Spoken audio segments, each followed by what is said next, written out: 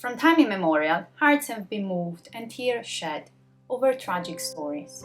And when we talk about a tragic classical tale, Romeo and Juliet is, I think, the most classical of them all. The tragic story of the star-crossed lovers of fair Verona has been told over and over again, ignoring the fact that it's more a cautionary tale about bad communication and the horrible influence stone-hearted parents, family, and political rivalry can have on young people. It's, of course, a masterpiece. The one version closest to my heart that I watched over and over again as a teenager, even if I didn't get the fine details at the time. It's the one from Zeffirelli's, released in 1968, with Olivia Hussey and Leonard Whiting. Pardon my bad pronunciation. It's quite faithful to the Shakespearean play, and I love that they cast a very young Romeo and an even younger Juliet. Very fitting and very proper. It's such a great movie, and if you haven't watched it yet, I will try to convince you to do so. You know by now, for sure, what my favorite part is. The costumes, of course. Oh my, that genius of Danilo Donati. He was one of the greatest designers of his time. He won his first Oscar for the costumes in Romeo and Juliet, and the second one with Fellini's Casanova in 1976. He gained many other awards and worked with great names like Pierpaolo Pasolini, in Uccellacci e Uccellini, The Hawks and the Sparrows, and many times again with Fellini. One of his last works was La Vita è Bella, Life is Beautiful, with Benigni and by Benigni, which won an Oscar for Best Foreign Language Movie. Danilo Donati worked in the golden age of Italian cinema. And let's see and have a look what was happening in that field, especially regarding historical accuracy. In 1968, some huge steps forward had been made from the 50s. For example, if we watch The Lion in Winter, a British-American production, which was also released in 1968, we can see and appreciate the research put in for the costumes and sets. Compare it, for example, to Ivanhoe, released in 1952, very much influenced by contemporary fashion. Two completely different words. But there is a but. Look at lovely Katharine Hepburn in The Lion in Winter. She looks like Katharine Hepburn. Her makeup and hair are the ones of the 40s, definitely representing her iconic style, so they are not historically accurate. In general, movie makers and designers were getting better, but we were not there yet. I think we're still not there yet, now that I think of it. That is why Danilo Donati's work and research is even more impressive.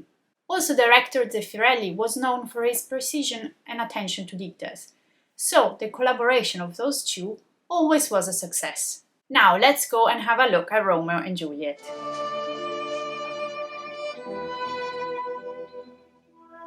I will consider three aspects about the costumes that, in my opinion, are equally important. They have to set the time the story takes place in, who the characters are, and of course show the aesthetic idea and vision of the designer. We are looking for historical accuracy, which needs to be respected, but a movie is not a documentary. So, when does the story take place? At the beginning, Zeffirelli used a fabulous trick, fog, to show us a contemporary Verona, with cars and all that big modern mess, trying to make us believe it's the 15th century. The find which decade we are in fun starts immediately, because there is a bit of a mix and match between the fashion of the first half and the second half of the 15th century, in which the characters are supposed to live in. Would that happen in real life, you may ask? If we would talk about decades, yes. Don't forget that in the past, fashion changes were much slower, not like in the 20th century or now. But in Romeo and Juliet, the difference is a bit extreme. We are talking about more than one decade. And also, don't forget that the characters are of the higher class, the rich and the fabulous. They would always wear the latest fashion.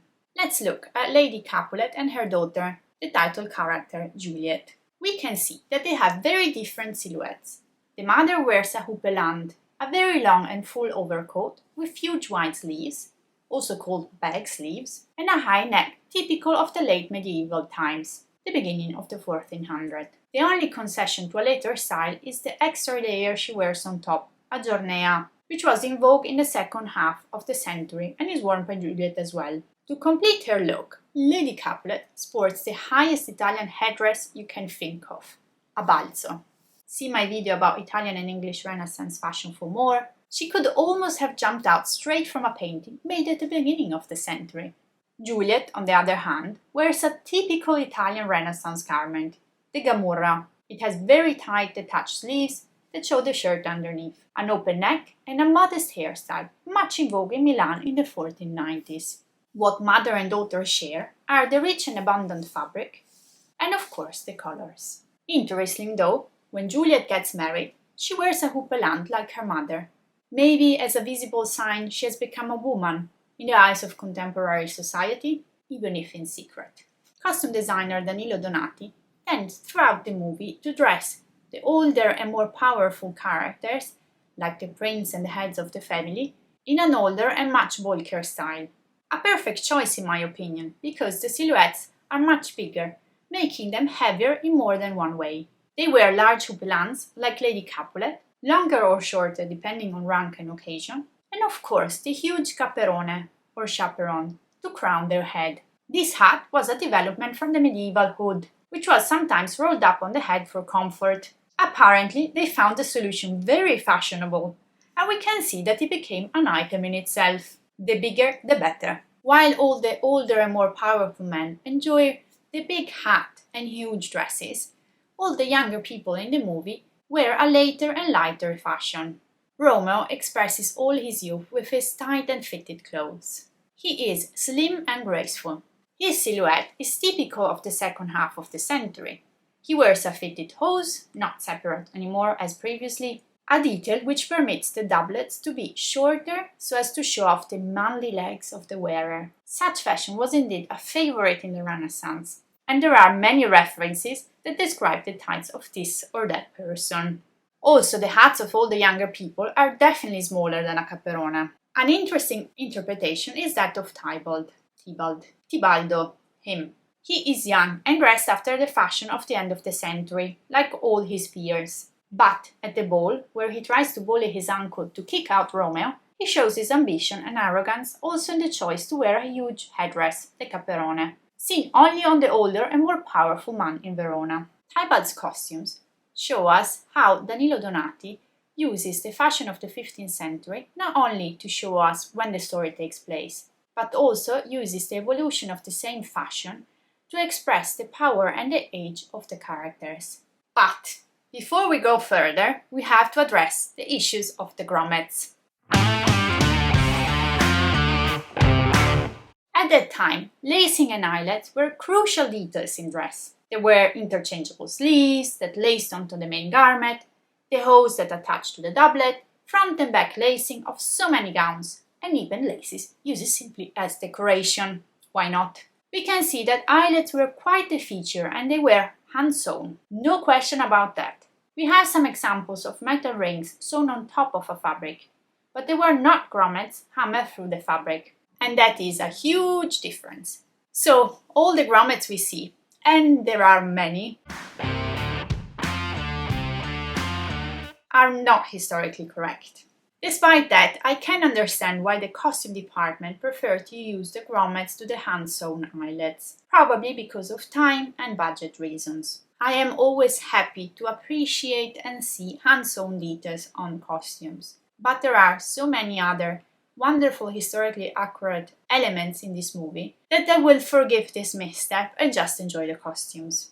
For example, we have Romeo and all his lace doublets, Juliet and her colorful detachable sleeves, the dancer and their oak sleeve decoration, all the wonderful headpieces, from the ladies that show all the evolution of the balzo, to the gentlemen with huge caperoni and the cutest hats. And a nod also to the men's hair, spot on. Wonderful, won't you agree? Another aspect, though, that makes me love this movie so much and expresses the vision and the aesthetic of Zeffirelli and Donati is the use of color. It is very simple and idiot-proof at first. Capulets are yellow and red, Montagues are blue and green. Capulets are more active and much more aggressive than the Montagues. They start a fight at the beginning of the story, Capulet is the one hosting the party, and Tybalt behaves like the bully of the story, while Benvolio is the one trying to stop the fight, as does Romeo later on. He himself will kill Tybalt only to revenge the murder of Mercutio. So it makes sense and is quite obvious that the aggressive Capulets have a strong, loud colour, and the more subdued Montagues a darker and more sober one. The message is quite clear. When Romeo and Juliet first meet, they are both kind of a colour flag for their family, showing us how different they are. But already on the second meeting, Juliet is in a sleeveless underdress, and almost signalling her willingness to accept Romeo, she is stripped of colours and so of her identity as a Capulet and an enemy. When they finally get married, and they had already talked twice, it was high time they did, they both wear a subdued version of the colours of the family. Romeo has less blue and more silver. Juliet is wearing a pink that tends to mauve. Also in the choice of their dress, they express their willingness to come together. Alas, when we see them together again, it's their last time. And we get a sense of foreboding also from the fact that they both wear grey and white, which makes them look like ghosts, as Juliet herself says. Also, all the characters around them start in a way to lose their loud tones after the death of Tybalt.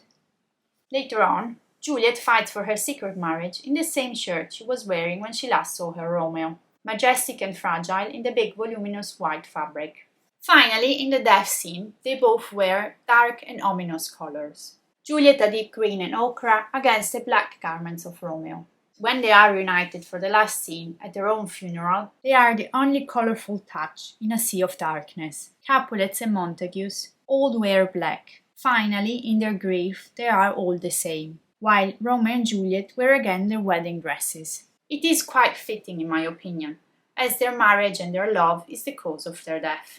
Please, will somebody write an alternative ending where they meet and run away and live happily ever after, just to cheer me up?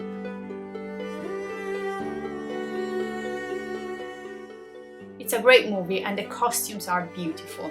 In my opinion, they are brilliant, as Donati succeeded in telling us when the story takes place, the relation of the characters towards each other, so sharing with us this sad story through his vision and costumes. Will you watch Romeo and Juliet? If you enjoyed this video, please like and subscribe. I might see you soon with another story from fair Verona, starring a noble knight, a true warrior stepped out from the past. Ciao ciao!